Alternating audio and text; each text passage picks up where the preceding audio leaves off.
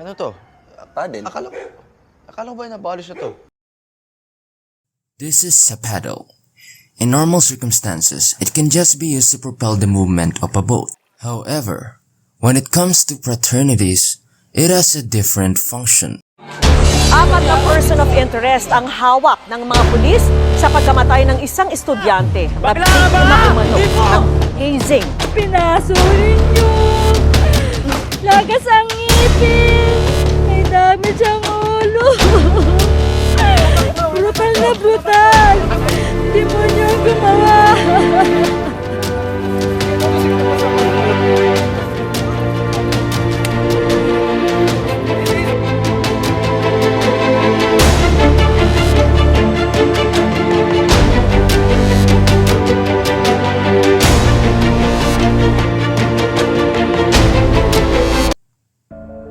Traditionally, any individuals who wants to join specific fraternities and brotherhoods must go through the pain of being hit by this paddle in a specific part of their body.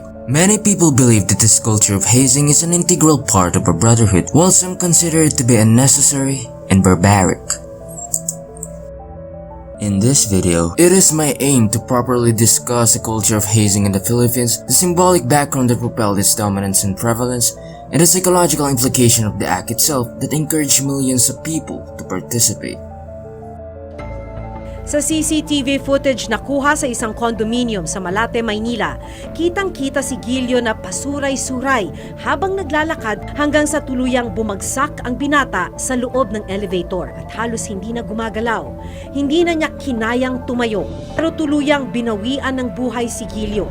Isang lalaki ang namatay sa hininalang fraternity hazing sa Laguna. But before we begin and tackle the complexity of this issue, let's first establish the definition of hazing.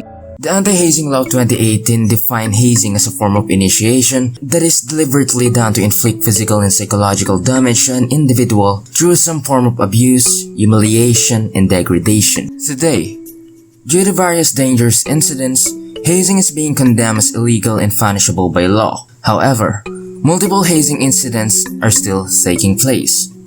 Just recently, Upsilon Sigma Pi was involved with another issue involving hazing. Pictures of mold students wearing white shirts and denim pants were shown in the leaked pictures and videos.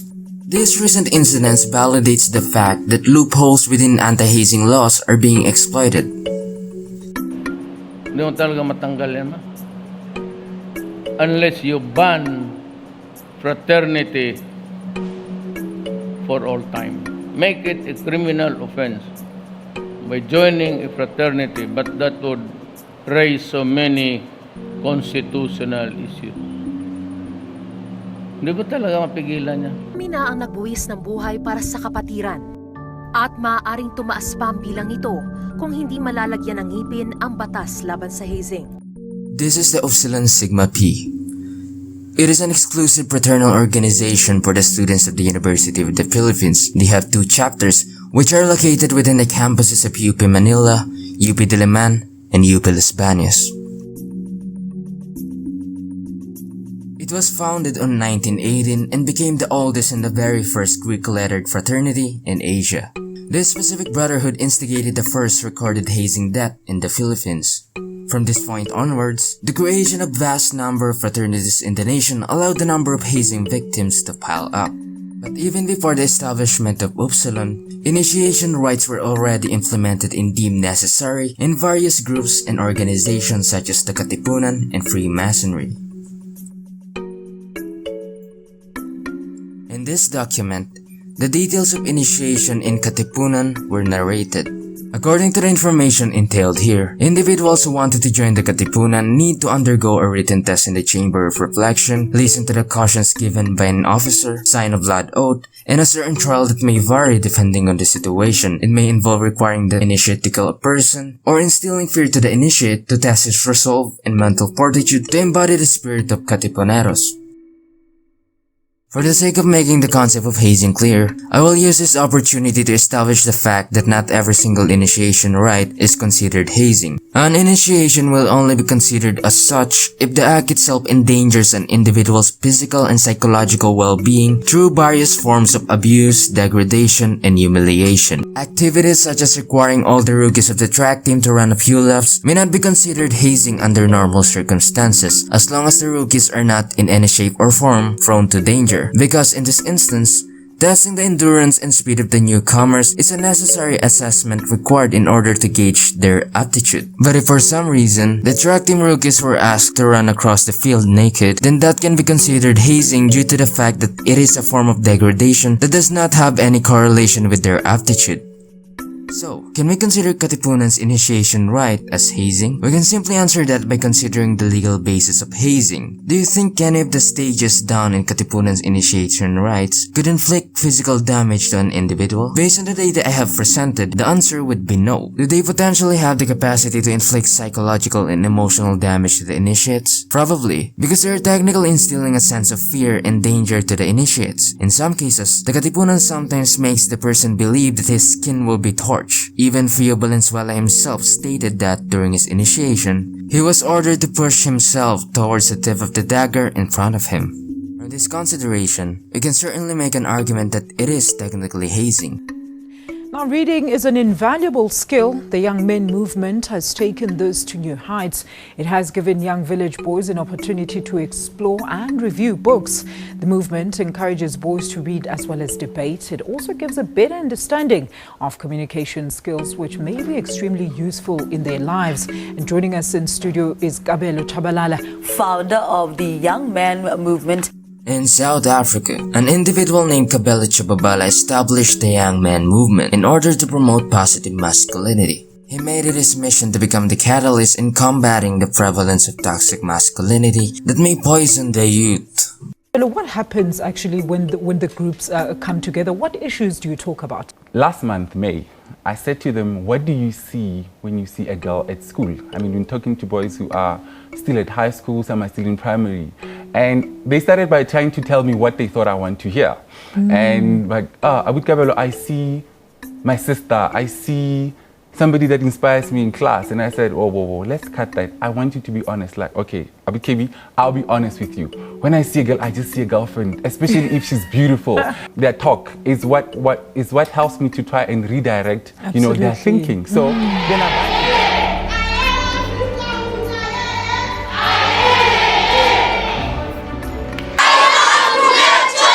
An organization based in Kenya called No Means No Worldwide also decided to take a stride and started organizing classes that included educating students about positive masculinity while also teaching girls how to defend themselves from predatory toxic machismo. Reports state that this initiative reduced the incidence of sexual harassment by 50% in Kenya. It might be obvious by now, but the commonality between these two is their initiative on tackling toxic masculinity or machismo. Toxic masculinity is a form of masculinity that possesses traditional male patriarchal characteristics such as violence, suppression of emotions, and devaluation of women. Nino, Pogi si Lord Master. Lakas! Pogi si Lord Master! Ano sabi mo Ano? Bakla ka Kasi crush mo si Lord Master Hindi po! Umaming ka na! Bakla ka ba? Hindi po! Bakla! This is one of the primary qualities being honed by some law-breaking fraternities that fail to comprehend the law nor have the moral capacity to recognize the problem. In 2018, group compositions from a specific fraternity in UP, one of the most prestigious universities in the Philippines, were leaked. Members exhibited sexism, homophobia, racism, and such. It is really terrifying and disappointing to know that there are still individuals who are proud embodiments of toxic masculinity, especially when they are considered some of the best students in the entire nation. Hazing is really bad. Why do many people voluntarily participate in such activity? I doubt any person would allow themselves to be abused, degraded, and humiliated for no specific reason. The main reason why many people participate is not due to the hazing itself, but because it is necessary to become part of a fraternity. We're all humans are social creatures. We do want to be part of something bigger and more important than just ourselves. That's our very nature. But these groups that people are trying to be a part of really bring with them power that the person is wanting, and the initiation rites are really meant to build loyalty and commitment to the group and make the group be, much bigger than the person themselves. Human beings have the natural tendency, as social animals, to desire to become part of a group and contribute to a cause larger than themselves. The fraternity can also elevate the members' career opportunities due to the vast connection it offers. But what exactly is the purpose of hazing in fraternities? According to Semina's basic commitment theory of hazing, individuals who truly want to be part of the group and don't just want to reap the short-term benefits are more likely to participate. On the other hand, individuals who just want to reap the benefits are more likely to avoid joining the fraternity. To put it simply, fraternities view hazing as a test of commitment. Do they have the resolve to allow themselves to be abused and humiliated in order to join the group? If they are, then they might be committed enough. This is the mentality.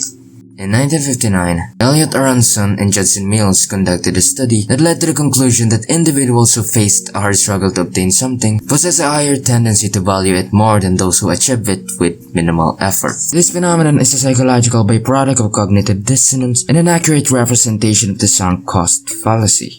Cognitive dissonance is the mental state of having two contradictory beliefs. This specific state can cause discomfort and incite a desire to achieve consistency. Initiates subject to hazing tend to cultivate this mental state. They are more likely to view the brotherhood in a positive light and be more invested in it because they want to justify the effort they have gone through in order to reach that position. The sunk cost fallacy is also similar. This fallacy happens when a person does not want to give up something that they committed a lot of time, money, and effort and such to obtaining. For instance, in a relationship, if one person says that their love for their partner is fading but they do not want to break their commitment in a relationship because they already invested too much time, effort, and money, this is an example of a sunk cost fallacy. Individuals who participate in hazing are subjected to the same fallacy. If they suffered physical or emotional injuries in order to become part of a fraternity, leaving the group or being disloyal to the group becomes extremely difficult. Isusulong ni Davao City Mayor at Vice Presidential Hopeful Sara Duterte Carpio ang pagsasabatas ng mandatory military service kapag nanalo ito sa halalan ngayong taon. Mandatory Reserve Officers Training Corps and National Service Training Program. This seeks to reinstitute the ROTC program as a mandatory component of senior high school programs, grades 11 and 12, in all public and private tertiary level educational institutions. Recently, due to the government's desire to reinstate the formerly abolished mandatory ROTC, the issue of hazing became a prevalent part of various societal discourses. It seems like the government had forgotten the catalyst that led to the implementation of the NSTP law, which abolished mandatory participation in ROTC. Isang kadete sa isang universidad na naglahad ng anomalya sa ROTC. Involved pala siya sa ROTC, meron siyang parang in-expose na alleged anomaly sa ROTC. I lost my son. Mark Wilson Chua, UST student and a member of the intelligence monitoring team of their ROTC unit. Due to his position, he obtained credible pieces of evidence proving the corruption of the ROTC unit, which he then reported to the Barzitarian, the official publication of UST, in January 2001. After that revelation, Mark started receiving death threats. On March 15, 2001, the newly assigned ROTC commandant asked Chua to participate in security training at Fort Santiago. After 3 days, his body was found dead in the Pasig River. March 18, 2001. Isang bangkay ng isang binatang lalaki ang natagpuang palutang-lutang sa Pasig River. Nakabalot sa karpet at nakagapos sa mga paa at kamay nito.